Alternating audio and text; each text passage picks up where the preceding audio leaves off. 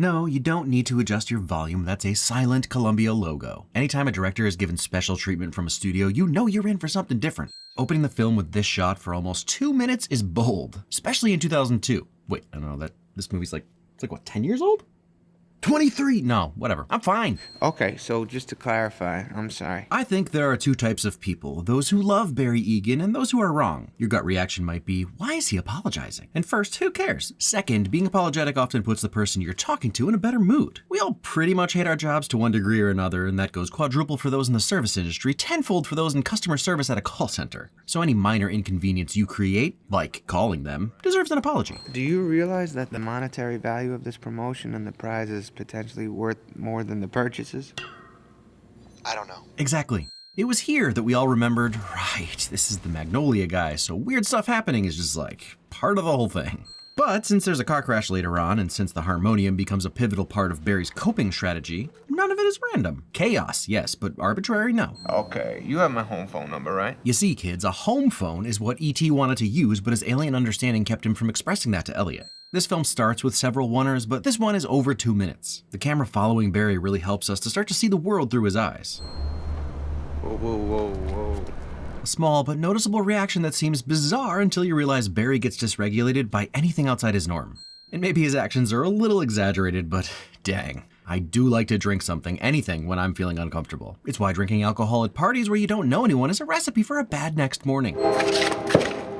And as someone who's always experienced social anxiety, but it really kicked into high gear post 30, I know, right? What's that about? I think a lot of people feel seen by Barry's actions. Hi, to leave my key with you and give it to you so that when they get here, you could give it to them.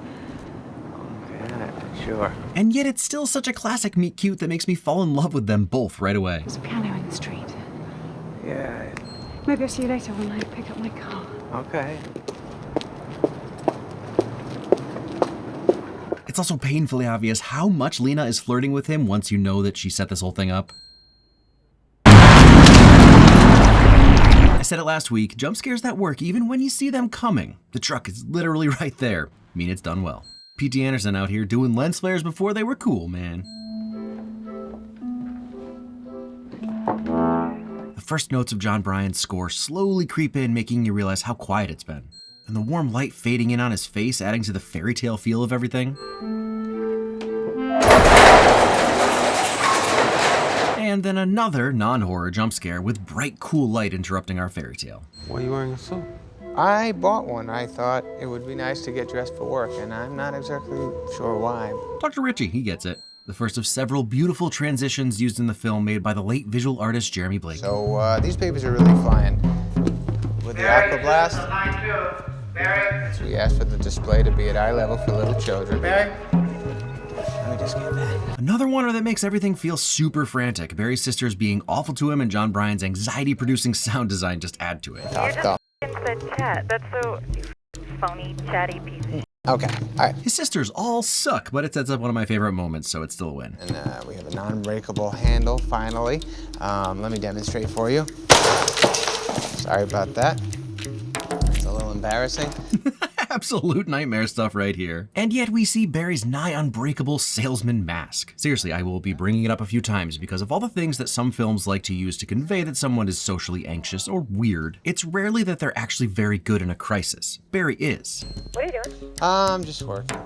Yeah, but what are you doing? When I was younger, I remember thinking that Paul Thomas Anderson was hinting that maybe Barry's sisters were a bit much. Watching this now, they're literally abusive, and I wouldn't blame him if he went full no contact. And we all cope in our own way. The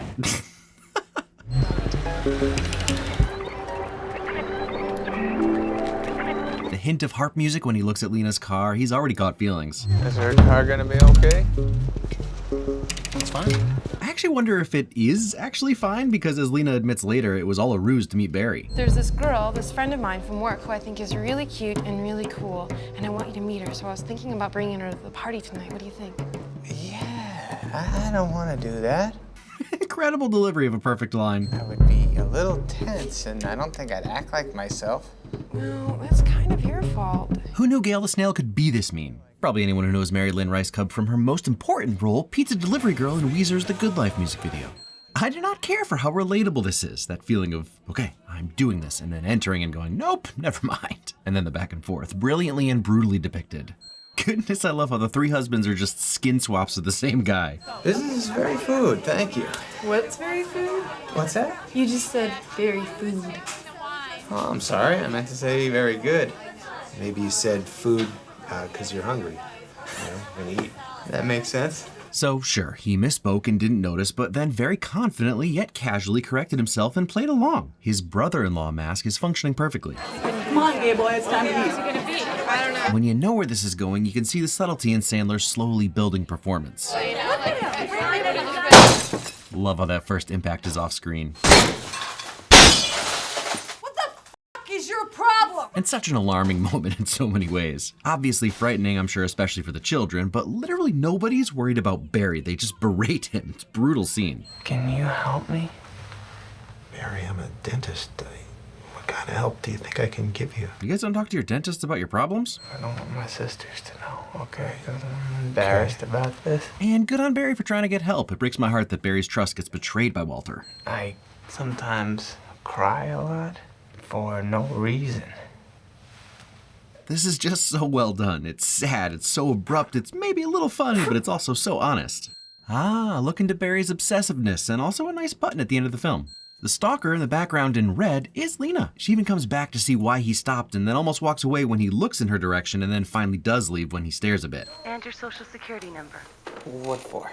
It's just for verification through the credit card company. And just for the record, no, never give your social security out to anyone over the phone, especially someone trying to sell you stuff. The verification line is BS. The only thing anyone would ever really need it for would be a credit check, unless it's like an employer verifying your identity. Honestly, considering what people can do once they have your social, Barry gets off light. 917. But even on the first watch, this moment feels like watching a slow motion car crash. Can I have a telephone number area code first on where we can call you back? Well, it's a callback service. A girl will call you back.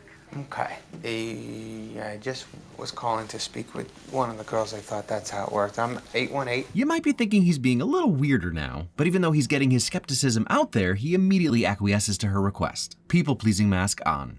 I mean, they're technically all people-pleasing masks, but this one felt specific. I feel like I'm outing myself right now. Do you want to know what I look like? Doesn't matter. Well, I have no way of finding out, so it doesn't matter. I'm not. What about you? That doesn't matter. He's so honest. And I'm not here to diagnose fictional characters with real disorders, but Barry checks quite a few boxes. This very literal conclusion about the fantasy he's supposed to be taking part in is pretty telling. I wish I was making more, doing a little bit better, but I can't get over a certain hump. I will. I'll crack something very soon, I think, and really do better. I'd like to diversify. Also, that the primary thing he's willing to talk about are his business aspirations. And this is again two insanely long oneers back to back. The first is 3 minutes and 13 seconds long and the second is 3 minutes and 18 seconds long. What's truly wild is how much dialogue Sandler and Ashley Clark go through. There's so much nuance in each of their performances, Barry's nervousness and loneliness coming through and Georgia attempting to be sexy but also clearly feeling out Barry, in part because he's obviously acting different than typical callers, but also because she's trying to figure out if he's a good mark. Also, the first oneer is locked off, the camera just pans back and forth observing Barry. The second one is handheld and actually follows him around, changing the whole tone of the moment. To this day, unbeaten tech. Hey, what are you doing? How are you? I'm fine, nothing.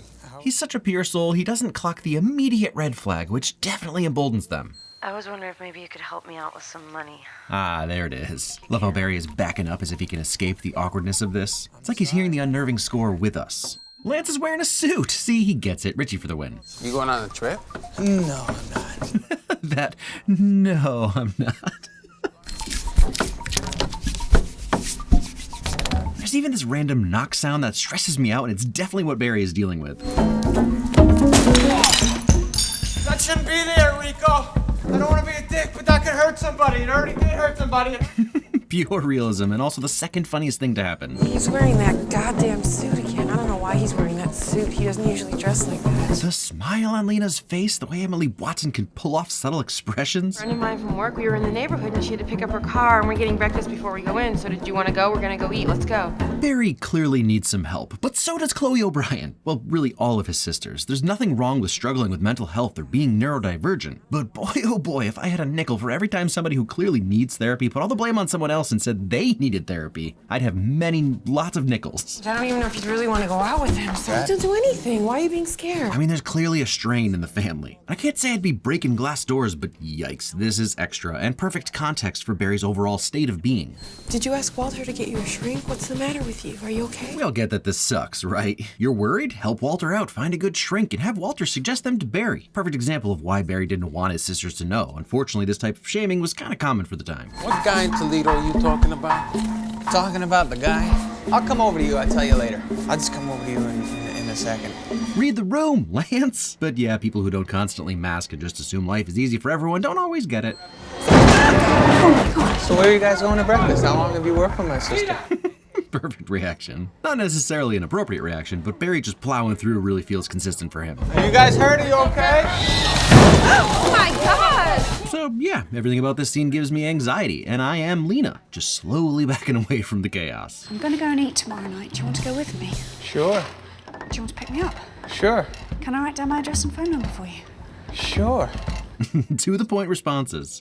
If I hadn't worked at multiple places where the mechanics displayed topless lady cutouts on the walls, I'd think that this was over the top. It's not. It's accurate. This is Barry. You just made a f***ing war for yourself that you can't afford. While scams might be even more common now, this scam is very specific to the early aughts. A quick Google would show them that Barry isn't worth the time, even though they'd still take the money he has. But in the year of our Lord 2002, most of the US was still riding horses and writing with ink and quill by candlelight, so that would obviously make it much harder. I can't say I know where phone sex workers most commonly work, but that small office is a reminder that a job is a job. The styling of Philip Seymour Hoffman is incredible. It's so specific. That necklace, the hair, the jacket. Hit him at his house first. See what this little bad boy businessman is all about. I'm not sure anyone did it better. The way he carries himself, we'll never get another Philip Seymour Hoffman. Rest in peace, King. I saw your picture and I really wanted to meet you. Absolutely love the implication that she tried to say this earlier, I saw a picture of you. Oh, yes? but might have chickened out. I came to drop my car off on purpose to try and meet you. Very nice of you to say.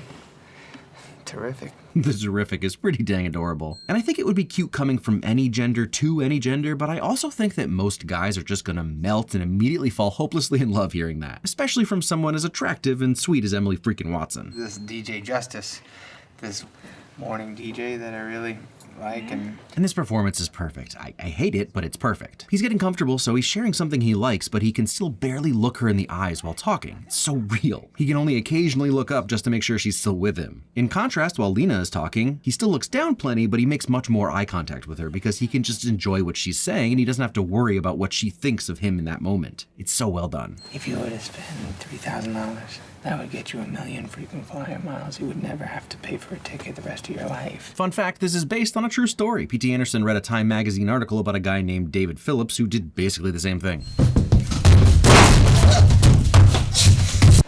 Okay. Sorry. The totally blown out sound of him destroying the bathroom and then the immediate cut to quiet. Can I just stay? Sir, I'm gonna crack your f***ing head open.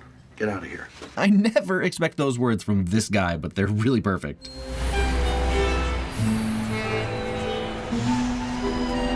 While the music swells using what sounds like truck air brake release sounds as instruments, and these two take what should be an awkward, long, silent walk, even though it isn't, I'm noticing how stark her red outfit is compared to Barry's blue suit, and it dawned on me that Barry is Superman. And after thinking I was such a genius for noticing, I realized people have been saying this for a while, but I'm still taking credit. The harmonium bit, it's ended up in your office. Did you steal that from the street? You did, didn't you? Yeah, I did. Why? Is it yours? He lies about so many things when he feels caught or backed into a corner. Being truthful here is a big deal. Take a left just up here. Okay. I'm gonna go. This is such a funny choice. While my assumption is that they probably filmed a conversation and decided it was superfluous, cutting from the car to him leaving is so abrupt. And bye-bye. And bye-bye. And bye-bye. And bye-bye, you stupid mother. I'm glad repeating your last words and punishing yourself for them isn't a sign of anything, and I'm totally normal for doing that. This is Barry. It's me. It's Lena. His audible trepidation because he wouldn't put it past Georgia to have found him at Lena's. Epic. So schmaltzy in the best way with this like classic romantic film music, but also somehow still very John Bryan. And the fact that she was already waiting at the door, love. I'll see you later. It's also so cute that he came all the way back for the kiss and then left. Said you'd help somebody out, and you didn't, so we're just gonna take this money back to her. And that's that. I honestly totally forgot that's why he uses that phrase with Philip Seymour Hoffman. Ow! Ow! Ouch! Ouch! The ouch before he gets hit. And here this whole time you thought you weren't gonna get any classic Sandler noises. Look at you. So silly. Where you going? We know where you live. Fair. I love that he takes it to heart and stops running. Okay, and I have to get more pudding for this trip to Hawaii. As I just said that out loud, I realized it sounded a little strange. Masking up. He knows when things sound weird, and he so calmly explains that it's not. Also, he noticed the store while he was being threatened the night before. So that money I just gave you is actually a lot of money to me. 99 cents.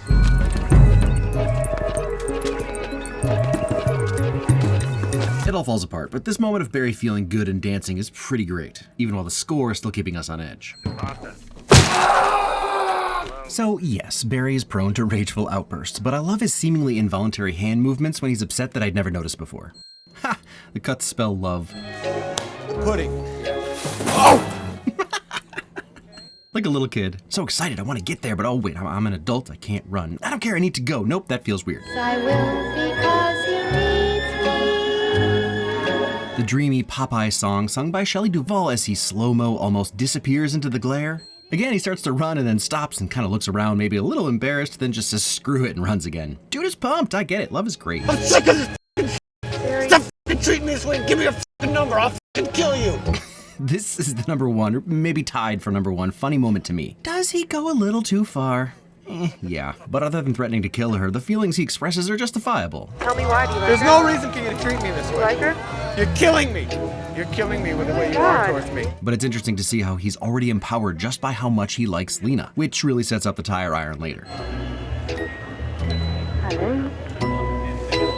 Aw, the little ding as she says hello and the phone booth lights up. My goodness, the excitement in her voice. Let's all greet our loved ones with this enthusiasm from now on. It just makes your heart soar. Her little arm swings. Could this get any cuter? Perfect shot, perfect scene. Makes sense why it's the cover/poster. 30 seconds of making out, totally unbothered by anyone walking by them. It really is like that sometimes. And him trying to shake her hand is so on brand for his character, and that little he lets out when she just walks right up to him and gives him a smooch. Man, smooching rules. Really looks like Hawaii here. One of those silly lines where you also know exactly what he means. Goodness gracious, what was I saying about Emily Watson and her subtle looks and expressions? You gotta love an iris out. It already feels dreamy and old-timey because you rarely see this anymore, but then following their clasped hands is just gosh darn adorable. I want to bite your cheek and chew on it. So cute. I just want to smash it with a sledgehammer and squeeze it. You're so pretty. Again, two types of people, those who totally get this and think it's darling, and those who are wrong. This is funny. Yeah. This is nice. Also, find you someone who can match your freak. I don't have any business here. I came here for you. He's getting more and more honest because he feels safe with her, and I know I just said like 3 minutes ago that everyone thinks a little light stalking is cute when the person is attractive and you're into them, but dang, that one would be a bridge too far for some. Fortunately, Lena really gets Barry. Otherwise, I'm pretty sure that the police can be contacted, and I could do that. Confidence is growing. Great shot. Whole film has been setting us up with long contemplative oneers, and then this one just goes haywire. And then we only hear their breathing inside the car with the camera stuck to both of them. The immediate change of expression when he sees she's bleeding.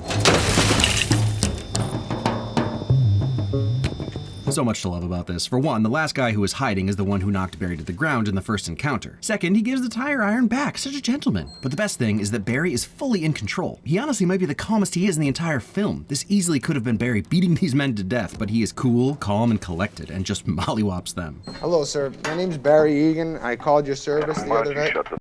This conversation is a masterclass in, like, being a jerk and a bully. All right, go f*** yourself. That has nothing to do with me. All right? I run a legitimate business here. And this might not sound like a compliment, but Philip Seymour Hoffman was the king of saying go F yourself.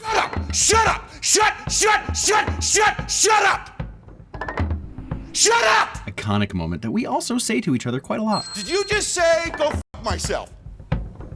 Yes, I did. And a very on-the-nose depiction of a typical bully. Dishes it out, but can't take it. And it feels redundant to even mention, but that Barry doesn't even take the time to hang up the phone, it just starts running. The man is on a mission. She was discharged this evening. She was discharged. Okay.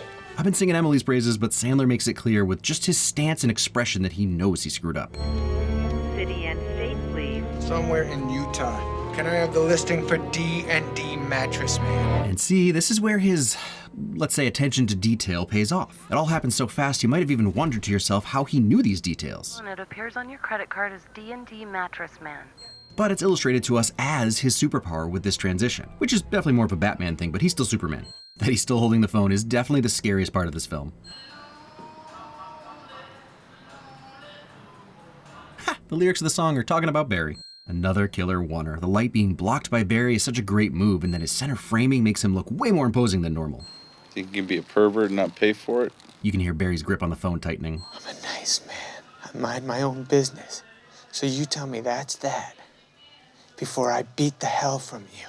Beat the hell from you is so much scarier than beat the hell out of you. It being not quite right but said with such fervor would be my sign to bow out. I have so much strength in me you have no idea. I have a love in my life. It makes me stronger than anything you can imagine. Correct. Superman. His yellow sun and LL just happens to be Lena Leonard instead of Lois Lane. You came all the way from LA to tell me this. Yes, I did. Eckhart Auto Body, where Barry's office is just about 10 hours from Provo, Utah. Barry clearly means business. He's not even asking for the $500 back. I also might rethink my strategy if I were the mattress man. I would say that's that, Mattress Man. All right. That's that. The slight forward movement from Dean, like he wasn't sure if he was about to get hit, and then all the tension is let go. Now get the f*** out of here, pervert! Didn't I warn you? That's that. Okay, that's the #1 funniest moment of the film. Most bullies absolutely fold the second you push back, and Philip Seymour Hoffman does it expertly with that white chocolate flair. Finish the task, doesn't need the phone. The way they jog after him back and forth. One last piece of evidence for Barry being Superman. Dude just carried a harmonium a pretty long distance without breaking a sweat. And then I had to leave again because I wanted to make sure you never got hurt again. And of all the reasons to abandon her like that, this is the only acceptable one, and I truly believe that Lena would understand that it was the only thing that made sense in Barry's head because she gets him. And I love that he tells her everything now. He's not hiding who he is anymore. You left me at the hospital. I'm sorry. You can't do that. Okay. But she still calls him on it so he can learn. That's a huge mistake, and she's being real nice about it. Love. And now Lena completes the metaphor, becoming Barry's red cape. Also hugging. It's just adorable. Part of what I really love about the surprise of this movie is that I had no real idea what to expect. Even if love is in the title, I didn't know it was going to be the cutest little love story of all time. But P.T. Anderson always sneaks some love into his movies, so I shouldn't have been surprised. And I'm never going to scoff at the message love conquers all, because it makes me feel warm and fuzzy, and I enjoy that. Maybe it doesn't conquer all, but it sure does give Barry the confidence and strength to start sticking up for himself. And I touched on it briefly, but I really like the idea that Barry is Superman, and there are plenty of things as evidence that I didn't even mention. The mere fact that he'd never flown before, but is spending a lot of time focused on being able to fly. And I talked about his strength, but we also see him break those sliding glass doors with his hands and feet, and when he smashes the Funger handle, he says it's an older model, but maybe he's just too strong. Really, the fourth brother cowering in the back is the best evidence. He knows he can't mess with him. And obviously, that's not the most typical role for Adam Sandler, and I realized that he's not alone in proving that he was more than just a funny man, and I made an entire exclusive video about that, discussing more Punch Drunk Love, Good Will Hunting, Stranger Than Fiction, Drive, and Eternal Sunshine of the Spotless Mind, because they can't keep getting away with this. Funny people need to stay in their lane. JK. I really wanted to explore why all these comedic actors are so great in more dramatic roles, and Nebula was the perfect place to do that. And if you want to watch it, you can get 40% off an annual plan by signing up with my link. But there's more. I have a bunch of exclusive videos on Nebula, as well as every single one of my other videos, ad-free, uncensored, some are even extended versions. You'll also find all of Lindsay Ellis's new videos on Nebula. The finale for Amy's Dead End Dream House is live. You can watch the entire season right now. Highly recommend. The first episode is even on YouTube for free if you want to try before you buy. There's also a new teaser for Patrick Williams' new short, The Dinner Plan, and so much more. But start with my newest exclusive that I'm tentatively calling Expectation Subversion, which might turn into a whole series because I had fun making this one and talking and thinking about these actors. You get it?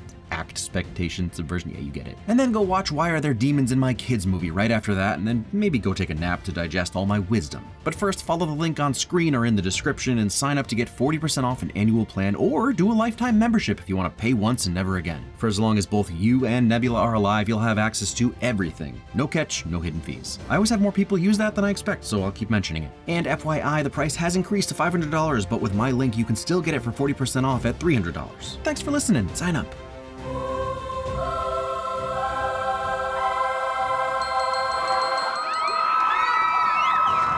That's that. That's that. That's that. That's that. That's that. That's that. That's that. That's that. That's that.